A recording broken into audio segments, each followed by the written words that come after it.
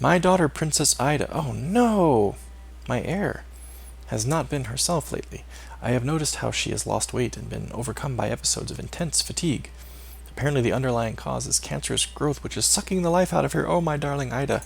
I have actually cared about my children quite a bit. She's so young, she's only 29. Oh, God. Oh, dear, oh, dear. Wait, is that how my wife died? I didn't even look. No, not that wife. Previous wife. Cancer.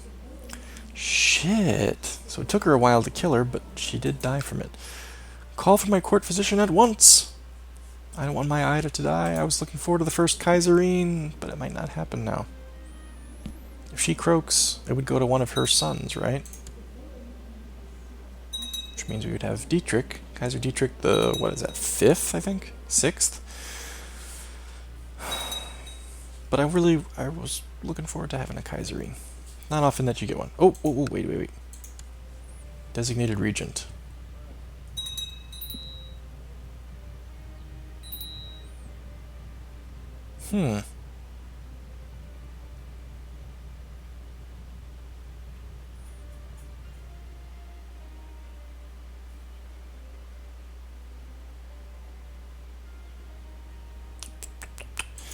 Yeah, let's see. Gilbert? Kind of nice if you hated me less. Plus 10's not going to make a very big difference, though. Be nice if Halfdan liked me more. Let's do it. Halfdan, you are now my designated regent.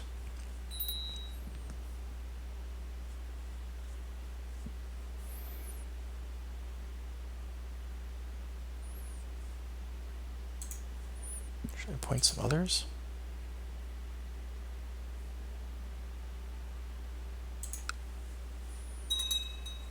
Guess I could give Gilbert something.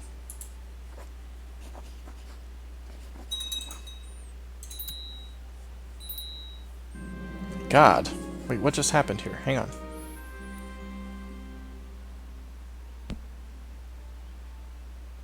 We lost our court physician. And our court chaplain. What the hell?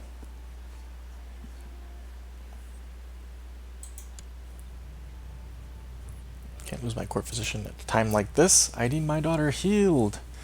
Let's recruit, actually. See what we can find. Recruit court physician. Where is it? There it is.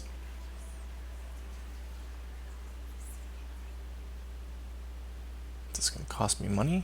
I don't know. You've sent messengers and scouts out in all directions to scour the realm for skilled physicians that would be willing to take up residence in your court.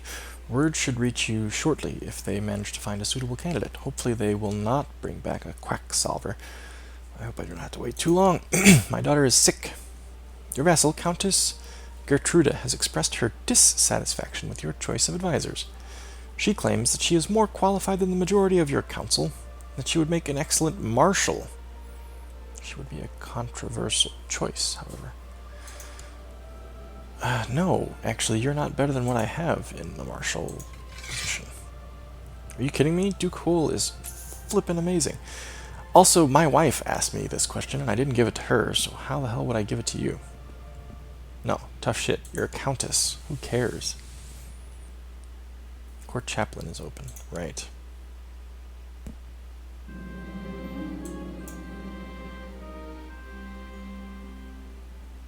Okay. Yeah, you'll do, Hoopold. Bishop of Laon. Wait.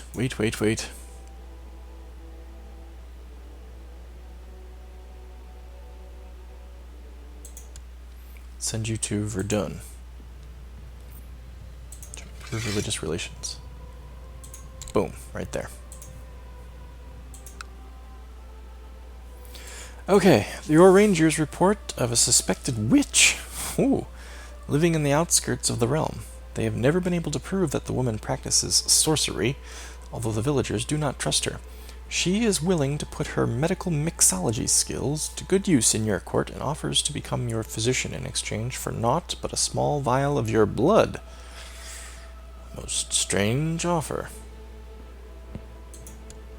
Cool. A witch. It's awesome. I've never seen a witch in this game before. This must be added by the same DLC that adds all the diseases and stuff. The Reaper? Is that what it is? Something about the Reaper?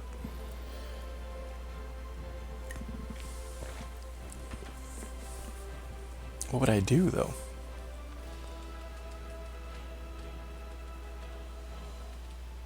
Percent chance I gain the trait Infection. Oh, that wouldn't be good.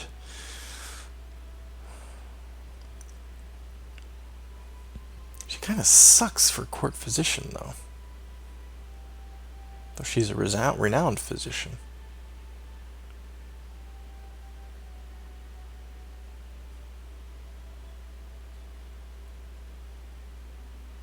To welcome addition to the court of any ruler. Huh. Well, you know what? I'm a freaking iconoclast. I am a cynic, though. Would a cynic believe this bullshit? My daughter's sick. I might be a little desperate. Yeah, let's do it. Small vial of my blood? I see nothing wrong with that. I'm already a heretic, so I don't think I care too much about losing the piety. My son-in-law Julien... Oh, you idiot. No. Has requested to join the Teutonic Order in their struggle against the heathens. Even this will forever disinherit him. I'm pretty sure you've already asked me this, right? Yeah, you're Ida's husband. No! Ooh, that's a lot of piety to lose, though. Holy shit.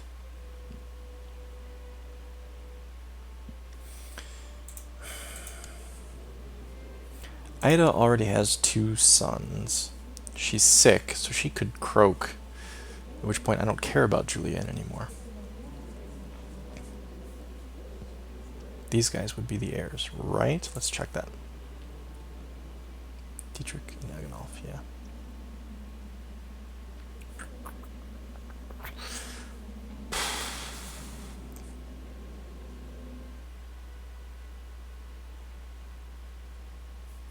Okay.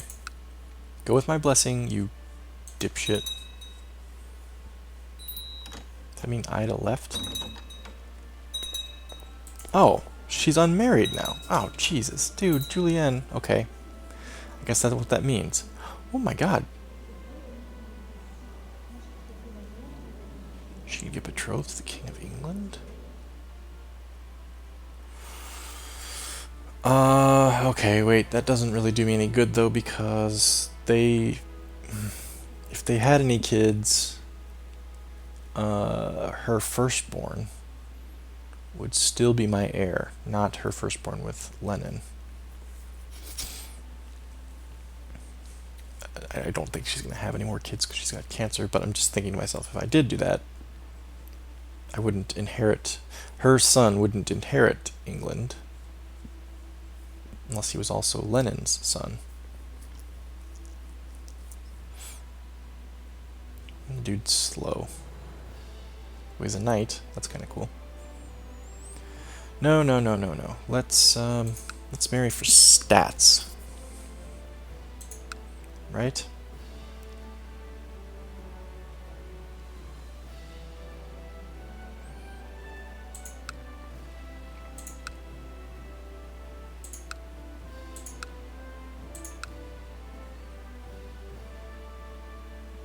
He has the flu. Good grief. I rather like this guy's skills and, well, his traits are a little crazy. Possessed, envious, ambitious, humble, diligent, erudite.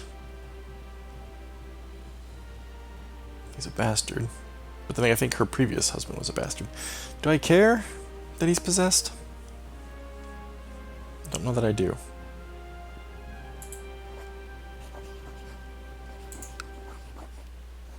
Oh, right, matrilineal. Do I care about that, though? No, I do. She would leave my court, and I'm not sure that her children would stay. I think that they would, because they're Chatenois, but oh, that's a good point. That's a good point. I need to make sure that this is matrilineal.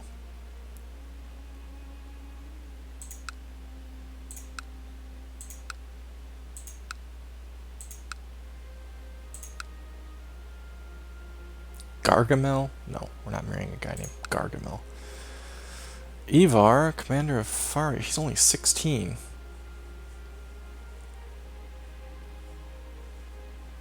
But sure. I guess, I don't know.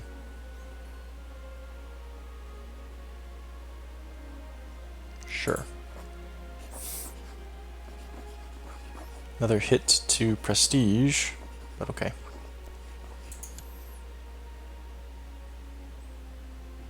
Wait a minute. Adolf? My nephew? No, you're not gonna marry my daughter. Marry your own cousin? You ugly son of a bitch. No, you're not ugly. You're a rather handsome young man. But no! No, absolutely not. Decline. Arranged betrothal. This is King Lenin? Yeah. No, I'm declining King Lenin because this doesn't really benefit me.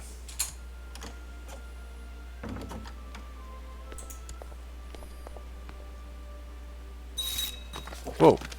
Okay, well that disappeared because they got married. Accept your suggestion that Princess Ida and Ivar get married. All children will be of her dynasty. Okay. Well, I don't know what Ida's gonna do because she's sick. But at least if she does become the Kaiserine, she'll have a husband with decent skills to support her. Child lacks an education focus. Hedvig, my daughter. Hedvig, my daughter, is willful, affectionate, indolent, and strong.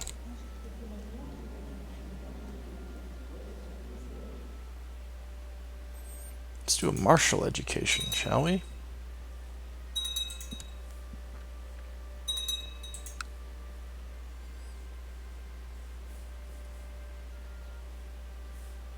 Anything else I need to worry about? Haven't had any raiders in a while, that's nice.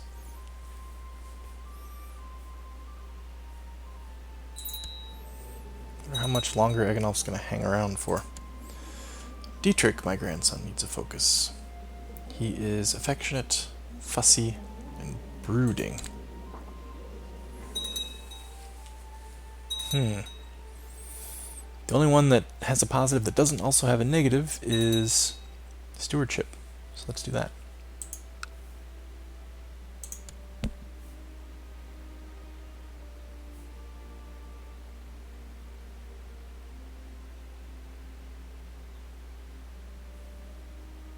So a good start is Dietrich.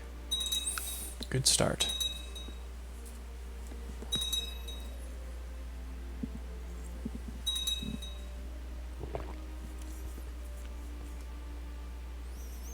Just kind of watching the time as I admire my realm.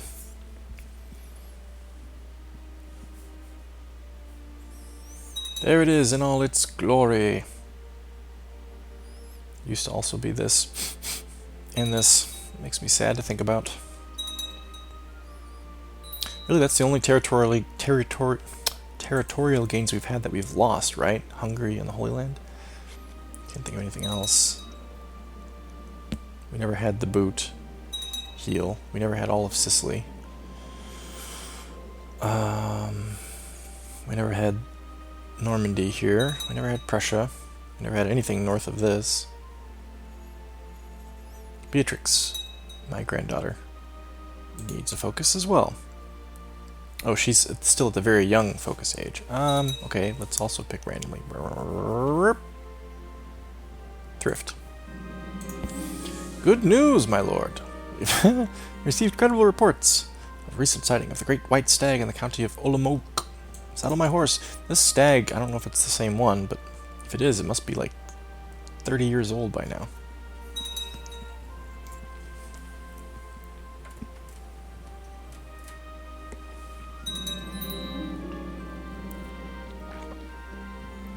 Duchess Esther of Smaland has usurped the title county of West Strogothia from King Bengt II of Sverika.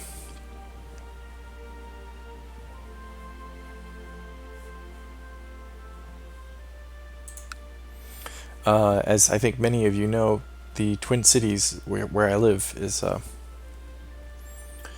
state of Minnesota as a whole, but the Twin Cities specifically is a heavily what's the word I'm looking for? Not heavily, but its immigrant population historically has mainly been Scandinavian. There's also a large German population here. Actually, there's been quite a few immigrant waves here. There's the Scandinavian population, there's German population, there's the Hmong population from Southeast Asia, and then in the last 10 years or so, 15 years, there's been a really large number of Somalis that have immigrated to Minnesota and the Twin Cities specifically. It's kind of weird how communities end up, what's the word I'm looking for? Agglutinating in certain cities or regions. Like, for example, where I grew up in St. Louis, Missouri, St. Louis had a very heavy German population, and also some Irish. And now, within the last 20 years, 25 years, around St. Louis and the suburbs, there's been a very large influx of Bosnians.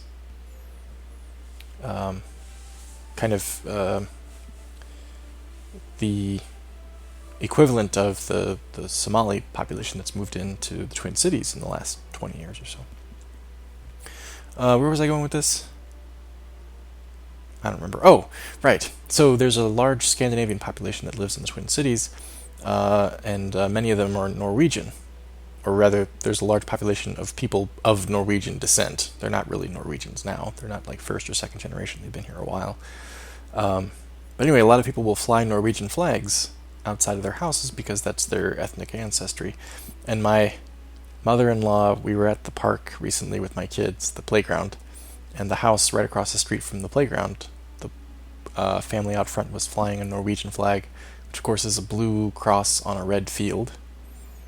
And she looked at it, and I admit that it did kind of look like it, especially when it's not blowing, when the flag's just kind of hanging there. It's hard to tell, but she's like, "Is that a Confederate flag?" And we were like, "Oh no, it's just a Norwegian flag." But it did look Confederate. That was the reason I started that story. But it does make me think how interesting it is, at least in the United States. I'm not sure if this is a thing that other nations have quite as much of. But in the United States, there will be very specific ethnic groups that that all emigrate to one city or region. I mean, they kind of go everywhere, but it's noticeable when you're in a city or a region that you'll get an influx of one specific set of immigrants. Like Chicago, for example, has a really large population of people descended from Polish immigrants. Why the Poles decided to move to Chicago, I have no idea. But that's that's a big city that they picked. Why the Germans decided to move to Chicago and St. Louis and the Twin Cities, I have no idea. Why the Norwegians and other Scandinavians decided to move to Minnesota, I would guess maybe because the climate was similar to their homeland. I don't know, but sometimes it seems kind of arbitrary, like Bosnians, for instance, moving into St. Louis in the last 20 years, or Somalis moving to Minnesota. There's no particular reason you would think the Somalis would pick the Twin Cities over any other American metropolitan area, but overwhelmingly, not exclusively, but overwhelmingly they have. And I kind of wonder if it's because somehow in an early part of that wave of immigrants arbitrarily or for some other reason moves to a city, and then because there's a foundation of that population in the city, then anytime other people from the homeland emigrate to the United States, they tend to go to that city because there's already people there that they know, there's already people there speaking the language, there maybe are a few stores or shops set up by people who own, or of their ethnicity, own stores or businesses. I'm kind of thinking that might be it. Like, once you have a population of Poles in one city, even if it's just a small one, it's more likely for Polish immigrants to move to that city than start fresh in some other city somewhere else in the United States, It would seem to make sense to me. So that could be how Chicago, for instance, got a large Polish population. There may have been just a few Polish families that moved there all within like a 5 or 10 year period, and then over the next 30 or 50 years, as more Polish immigrants came, when they were trying to decide where they should go in the U.S., they said, well, we've already got family or friends or whatever staying in Chicago, so let's just go to Chicago. That's my guess. Anyway, long digression. Sorry.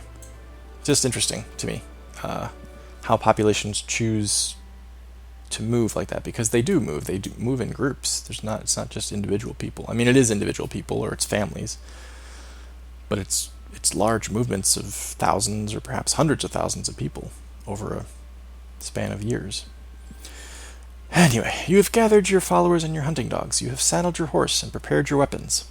You are ready to set out to hunt the great white stag. This time it will not escape me. Also, I wasn't trying to say that Germans moved exclusively to St. Louis or Chicago or the Twin Cities or Midwestern cities. There are obviously German populations in every major American city. Likewise Polish, likewise Irish, Italian. But it's significant, I think, that you can go to a city in the U.S. and know its reputation for its ethnic immigrants. Like, if you go to Boston, you know that there's a large population of Irish descendants in Boston. If you go to New York, you know there's a large population of Irish and Italian, Dutch.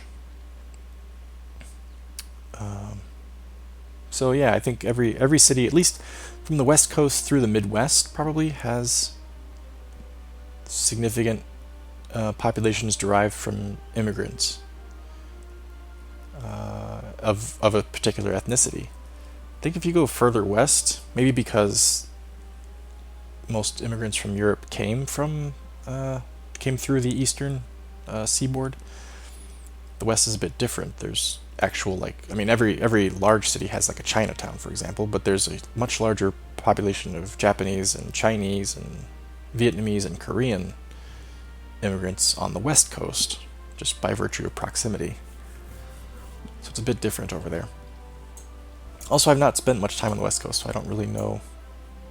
Like, of course, I've not spent much time on the East Coast either. I'm mainly speaking of the Midwest. So if I'm talking about your city and you are like, no, that's not how it is for us at all, I probably haven't spent much time there, so I don't know. You spend weeks in the wilderness searching for any trace of your prey, but are forced to return empty-handed. You are sure that no one's impressed by your failed adventure. Again, I have to make a decision here. Wroth, cruel, envious. It's because my retainers are useless. And I'm going to gain the trait proud, which I've not had before.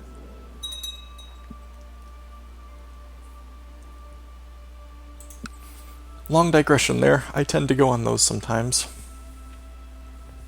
But if you've watched this far, you know that about me. Oh, let's see. Everybody lies, and the courtiers in Lorraine are no exception.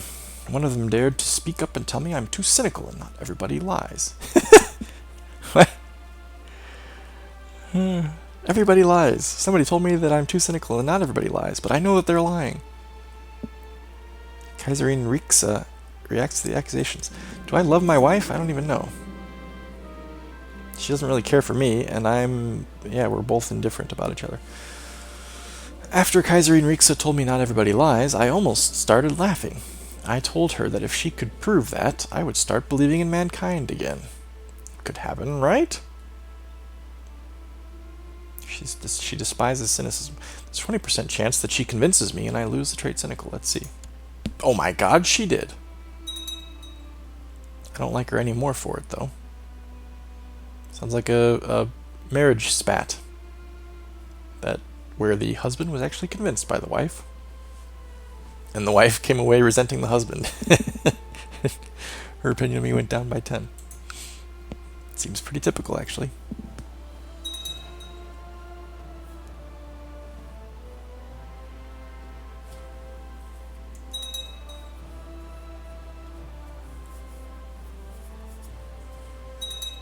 Well, what else is there to do?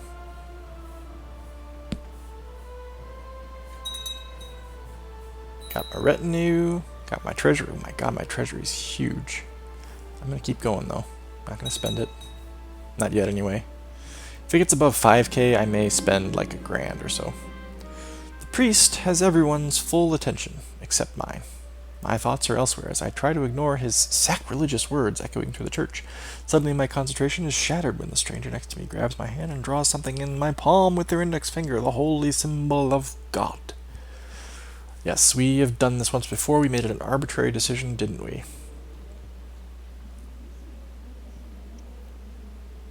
The only thing that's changed since last time is I got and lost cynicism, and I've gained being proud.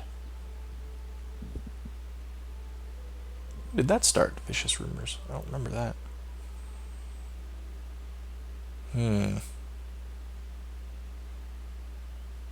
Let's make it another arbitrary decision. I'll just split it 50-50. 1 through 5, I must follow them. 6 through 10, it could be a trap. 1. This time I follow. Previously I didn't, but apparently I'm more trusting of this person this time. Or rather, perhaps I'm more curious. I follow the stranger as he departs from the crowd and ventures into a deserted alleyway. As I round the corner, I find him waiting. God's blessings, Eganolf, he greets me. My name is Bartholomew de Vrea. Are you ready to fight for the true faith? Duke Bartholomew of Anjou, commander in France. A fellow heretic, eh? Indeed. Your liege is not, though. Ooh, dear.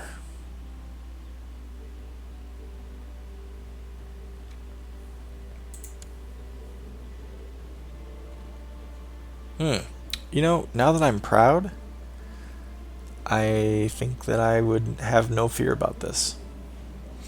I think I would say, I have been waiting for this day. A smile spreads across Bartholomew's tanned face. Excellent. Oh, I should be reading this in a French accent, shouldn't I?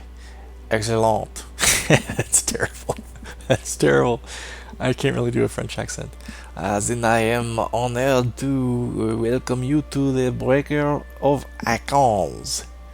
Together we work to bring about the liberation of the true believers and a new era of the glory of God.